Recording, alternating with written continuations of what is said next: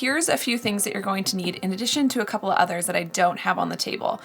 But for starters, you're gonna want some sort of tray or way to protect your tabletop because it is gonna get wet and filled with some watercolor underneath your loom. So make sure you have something that can catch that extra water.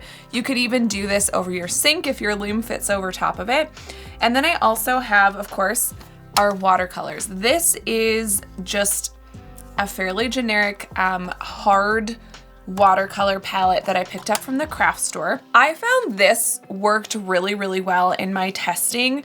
I really like the color options in this palette, and it just made it so I didn't have to mix colors to get what I wanted. So this is a great palette. I have a couple of different paint brushes. I went for something quite big because we are painting warp strings and we don't want it to take forever. This really fluffy one just makes it a lot easier to get between the strings as well. And then I have some paper towel. You can of course have a cloth or a towel just to wipe up any messes as you go. I also recommend wearing like a dark colored shirt or just one that you don't mind getting some paint on. I have a spray bottle as well, and this is just a way to wet the warp strings so that the paint flows better. You don't have to do that, but it does help the paint kind of spread throughout the warp a little nicer. Then of course I have a cup of water to dip our brush in. I have our 8/8 cotton warp string. This is going to be the whole main warp for this project. I have some painter's tape, my loom, 4 ends per inch, and some scissors. A couple of other things that I have that you're not seeing here is wax paper and saran wrap. And that's gonna help us protect our loom, which is gonna be step 1 of this process. And I also have a blow dryer. That's gonna help me more quickly dry the warp after painting and even between coats if you decide to do more than one to get sort of a deeper color. All right, so let's jump into protecting our loom. One of the most important things for this project is to make sure that your loom is protected if it's wood or any other porous material. If you have a plastic loom, then you can probably just wipe the paint off, but maybe do some tests and just double check that. But because I'm using a wood loom, our flat pack frame loom, I am going to protect this so it doesn't get paint on it. And I'm going to do that with saran wrap as well as some wax paper. Okay, so I'm literally mainly gonna just focus on the sides for now, but I'm gonna wrap some plastic wrap around the sides of this because I can tell you that in my testing of this, I definitely got some paint on my loom, and it can sort of be fixed, but you definitely don't wanna have to go sanding your loom to get the paint off. So I'm just going to wrap this in plastic on both sides. So I feel good about that being protected. And now you can either use more plastic wrap or some wax paper. And I'll show you what I'm gonna do with the wax paper. It will become more clear once the warp is on, but what you can do is take a piece of wax paper and basically fold it up so that it's gonna cover this section. And what we can do once the warp is on is we can actually just kind of tuck this under the warp to protect the surface of the wood. Now that's not 100% protecting, obviously, so like I said, another way you can do this is you can take some painter's tape and some plastic wrap or even the wax paper. Basically what I want to do is have the least amount of the tape actually touching the loom if possible. And you can kind of tape it here and wrap it back under like this. The only annoying part about this process is you don't want to cover up the notches of your loom because we obviously still need to warp this. Doesn't need to be perfect at all. We just want to make sure that the main surfaces of this loom are as covered as we can get them. Okay, so now I have my loom protected. It's not pretty, but it's going to do the job, which is all we need it to do. And now we can get started with warping.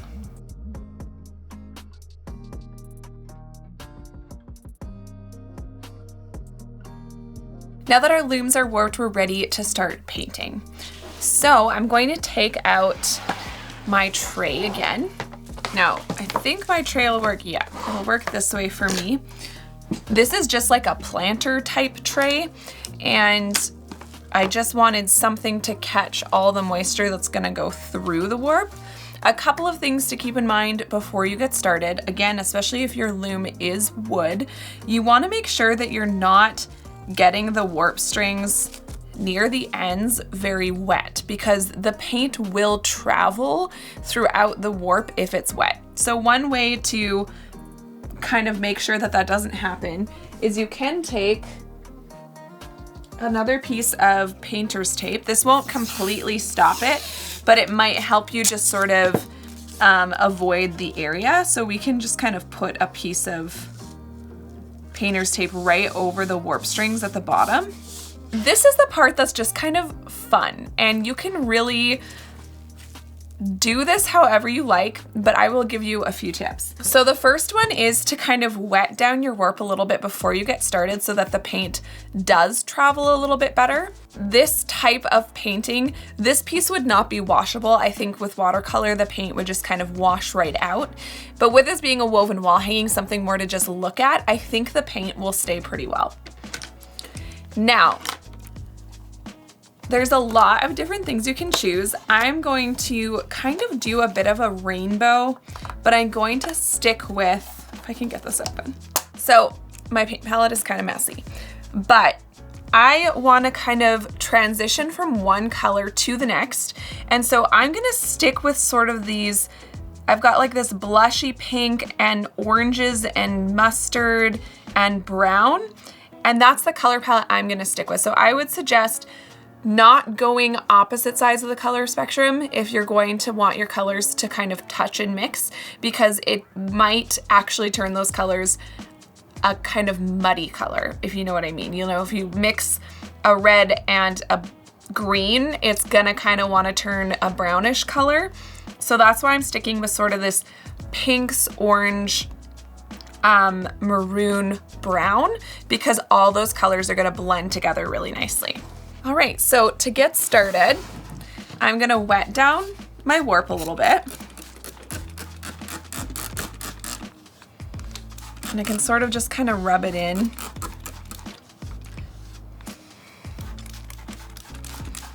Now, one thing I will say, with using an actual warp string like our 8/8 cotton warp string, this actually isn't gonna sag as much as you think it might with water. I'm also going to wet down the back a bit because we do want to get the color on the back, because what's going to happen as you're weaving is your warp strings do tend to twist a little bit. And so if the back isn't painted, it's going to just look white when the warp strings twist. So I think that that's wet enough. I don't want it like super soaked, but I think that's good. I'm gonna use, I think, this fluffy brush because that's the one I've tested out and it's worked really well for me. Now, I'm gonna start off with this peachy pink color, but I'm probably gonna end up going over it and adding more to it after, because I do know that it like doesn't show up super well on its own. So again, I'm gonna kind of stay up from the bottom a bit and I'm gonna just start painting. And something else to keep in mind is that the color will lighten as it dries. So if you're wanting something really saturated, you might have to use a darker color than you think or do multiple coats. And this will get a little bit, what's the word? A little bit stiff from the paint. But I'm not too worried about that because again, it is a woven wall hanging. It's not going to be worn, so it doesn't need to stay super soft. And you can kind of decide if you want to move from one color to the next, if you want to, you know, have even sections or not. I'm not too worried about that because I kind of want the colors just to blend in between. And now I'm going to flip this over and get some color on the other side as well. Okay, so the stiffer brush is actually a little bit better for getting between the strings, so I might just switch to that one. Now I'm getting pretty close to this tape. I probably shouldn't get quite so close to it with my next color. All right, so now I'm gonna move on. I'm gonna go 1, 2, 3, 4, 5, 6-ish.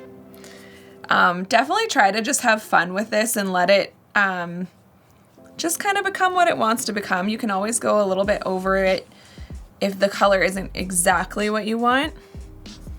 And even right now, I'm like, maybe I should add this peachy color to this orange so that it's like a little bit more of a subtle transition between colors. And I'm not being too precious with it. We kind of want this just to look like, we don't want it to look too perfect basically, because it's gonna look really good if it just sort of looks exactly what it is, which is kind of hand painted, hand dyed.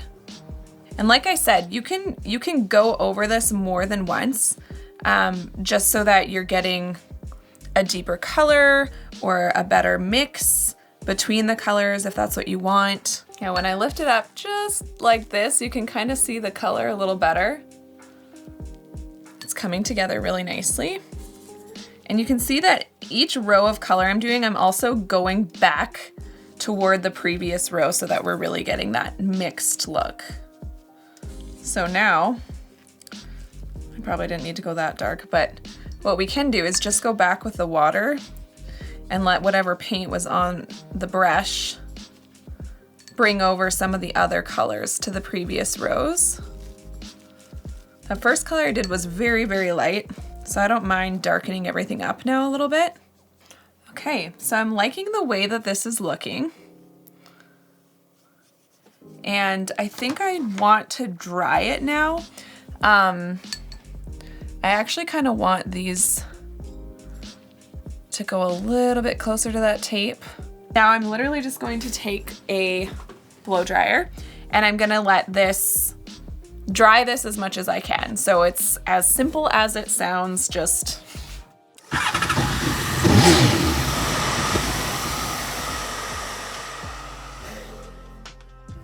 okay, so it's still quite wet, but as I'm drying it, I can definitely tell that like the colors aren't exactly what I want. So it's gonna show up a little bit lighter on camera than it is in person.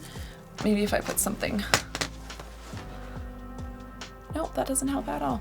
So I'm just gonna kind of turn this for you so you can hopefully see more of that color transition. But I'm noticing that the color definitely didn't like penetrate the string as much as I wanted it to. So I'm gonna just go over a bunch of these sections again. Once your warp is completely dry, you can take off the plastic wrap and tape and anything else protective you have on there, and we are ready to get started weaving. Check out our weaving patterns playlist for some great ideas of what you could weave on your painted warp.